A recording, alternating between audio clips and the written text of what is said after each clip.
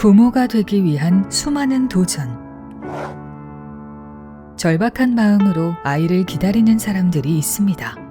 1, 2차 만에 될 줄 알았는데 안 된다는 거에 대한 상실감? 아직 포기하기에는 이르기에 희망의 끈을 놓지 않고 나아가는 난임 부부의 이야기. 서울시 강동구에 거주하고 있고 만 45세 김미소입니다. 시험관 4년 차고 28번 진행했습니다. 저는 트레이너 일을 했었고 기본적인 생리학적인 걸 알고 있었기 때문에 저는 자연임신 시도도 그냥 한 게 아니라 일반 산부인과 가서 배란 초음파를 보고 배란일에 맞춰서 그렇게 한 3년을 준비를 했어요. 근데 그렇게 해도 안 되는 거예요. 그래서 난임병원을 갔는데 시험관 시술을 못하는 상황이라고. 그래서 왜 못하냐 그랬더니 세친 검사 했는데 이제 암이라고 해서 바로 저는 수술을 하게 됐어요. 그러니까 30대 중반부터 임신 준비는 했는데 암 수술하고 방사선 치료 때문에 42살에 시험관 시술을 처음 시작을 했고 지금 만 4년 하고 3개월 정도 됐습니다. 엄마가 되고 싶다는 마음 하나로 달려온 10년.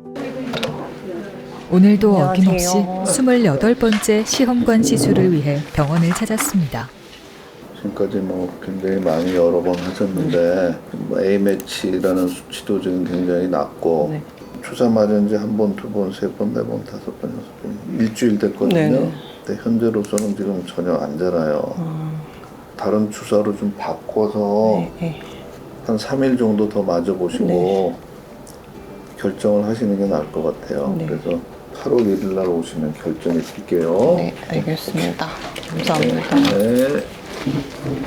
결혼한 지 1년 정도 정상적인 부부관계를 했는데도 불구하고 임신이 안 되는 경우로 우리가 난임이라고 얘기를 하죠. 아무래도 이제 난임 환자들이 조금 이제 늘고 있어요. 그 이유라는 거는 이제 늦게 결혼들을 해서 임신율이 떨어지다 보니까 그런 분들이 많이 오시는 것 같고 요즘은 이제 환경 같은 것들이 굉장히 나빠져서 그런가 젊은 사람들인데도 난소 기능이 떨어지는 분들이 많아요. 그래서 가압력 검사를 하시는 게 훨씬 좋죠. 왜냐면 만약에 정자 상태가 좀 안 좋고 그러면은 더 나빠질 확률이 있기 때문에 여성 남성 할 거 없이 될 수 있는 대로 빨리 검사를 하시는 게 좋은 거죠. 그리고 난임 환자분들한테 꼭 하고 싶은 얘기는 나이가 굉장히 중요한 거기 때문에 젊었다 하더라도 방심하지 마시고 특히 나이 40이 넘어지면 바로 결혼하자마자 오시는 게 가장 최선일 겁니다.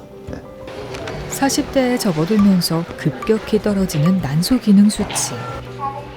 미소 씨는 12일 동안 과배란 유도 주사를 맞았지만 난포가 보이지 않는다는 결과를 들었습니다. 그래도 포기하지 않고 주사를 더 맞으며 경과를 지켜보기로 했는데요. 꼬집어가지고 맞아야 돼, 안 아파서.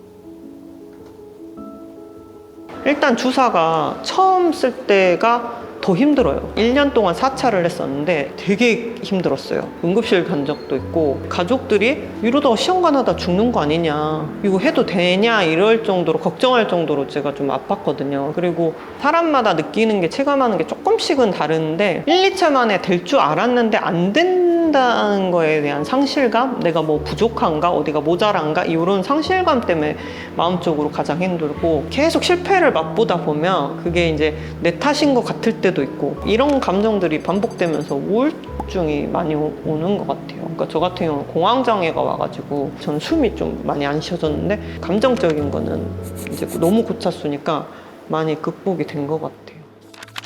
유튜브를 시작할 때까지만 해도 뭐 실패하는 과정도 자연스럽게 올리고 뭐 다시 시도하면 되지 이렇게 가벼운 마음으로 시작을 했는데 막상 해보고 나니까 그냥 쓸데없이 이렇게 눈물 나고 그냥 쓸데없이 힘든 거예요. 마음을 굳게 먹고 시작한 시험관 시술이지만 반복되는 실패에 정서적 고통을 경험하는 난임 부부. 하지만 더 큰 문제는 따로 있었습니다.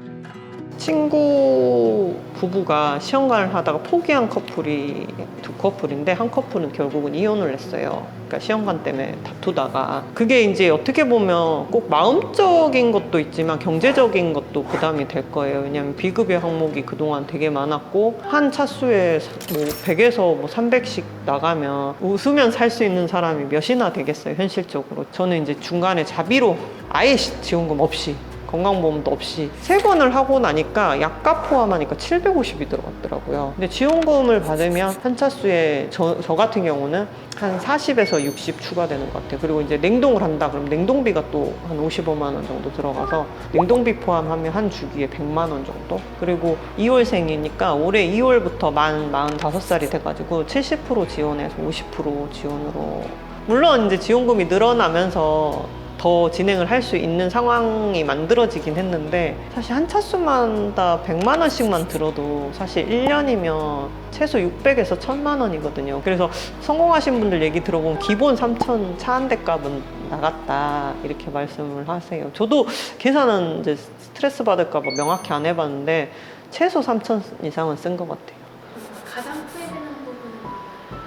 제가 처음 난임을 준비할 때는 암 수술할 때 가입력이 떨어지니 난자냉동을 해라는 얘기를 안 해줬어요. 근데 그때는 분명 지금보다 더 건강할 때고 나이도 10살이나 어릴 때였는데 누구라도 한 명이 난자냉동을 권했다면 저는 무조건 했을 거예요. 근데 아무도 말해주지 않았다는 게 좀 원망 아닌, 저도 안 알아본 저도 바본 거죠. 그래서 그런 게 되게 후회가 돼요. 그래서 주변에 이제 미혼이거나 아직 30대 초중반인 사람 있으면 저는 진짜 혹시 모르니까 난자냉동이든 정자냉동이든 가입력을 좀 보존해 놓는 게 선행돼야 된다고 저는 생각합니다. 그러니까 사회적으로 지금 이제 직장에서든 뭐 시부모님한테든 시험관을 숨기고 하시는 분들이 보다 많아요. 난임이 누구나 될 수 있는 건데 자기 일이 아닌 것처럼 무슨 병인 것 마냥 바라보는 그 시선 때문에 그 시선마저도 스트레스기 때문에 다들 쉬쉬하는 것도 있고 직장에서 눈치가 보이니까. 그러니까 어차피 써야 될 반차 월차인데도 난임 때문에 간다 그러면 뭔가 됐어? 막 자꾸 물어보고 너 또 빠져야 돼? 이런 말들이 되게 부담스러워가지고 떳떳하게 이제 나 아이 가지려고 준비 중에 이런 말들을 대부분 못 하시는 것 같아요. 그래서 그런 인식들을 조금 더 개선해야지 이 저출산 문제가 해결이 되지 않을까. 그리고 이제 처음에 젊었을 때 20, 30대는 와닿지 않는 단어일 거예요. 그리고 시험관을 하면 바로 되는 줄 아는 분위기니까 이거에 대해서 잘 모르니까.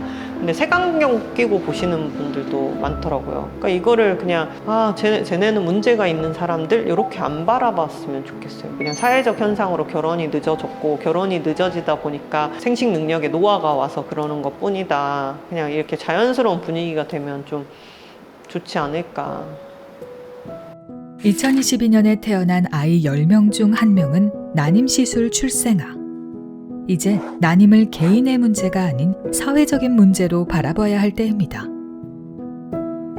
아이를 간절히 원하는 사람들이 소중한 생명을 만날 수 있도록 앞으로도 난임 부부의 여정에 보건복지부가 함께하겠습니다.